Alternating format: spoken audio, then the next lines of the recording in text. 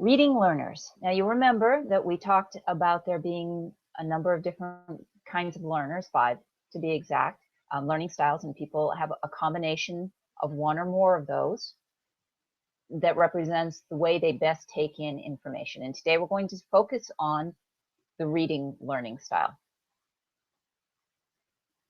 So the reading learning style is a new classification. It used to be part of visual learning style, but it's been broken out because it really is something a little different, as seems kind of obvious from the name. Written words actually best facilitate learning for people who have a reading learning style. So summary information, the kind of stuff that you give for visual learners, is fine, but you're going to want to provide additional information as backup. Reading learners are typically going to want to see the data. They're going to want to see the detail. They're going to want to have words and numbers and things that they can read to really absorb information. And for these folks, you're going to want to send out written materials before you have meetings, agendas or reports or things like that. Emails typically work pretty well for people who are reading learners. It's just really easy for them to take in information that way.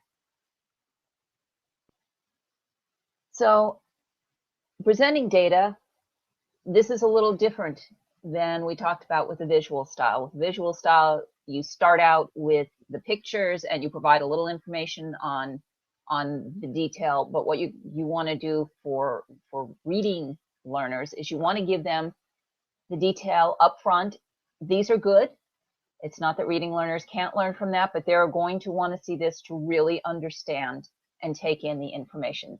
So in presenting data, it's going to be very important to walk through the details. And this is another reason that you want to send some of this stuff early to reading learners, because they'll go through it themselves before a meeting, so that you don't have to lose the visual learners while you're walking through it in a meeting, but that the reading learners have actually seen it.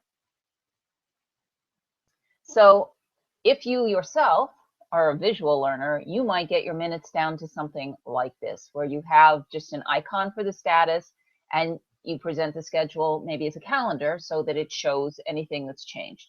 And visual learners will be able to take in information from this. This is not going to work so well for your reading learners. So what you want to do for them, and this should look pretty familiar if you looked at the visual learners, the yellow is fine, but you want to put the words there. You want to say that it's at risk. You can have the copy of the calendar, that's just fine, but you need to have it in words for the reading learners. They're not going to be able to go to a picture of a calendar and take in the new information.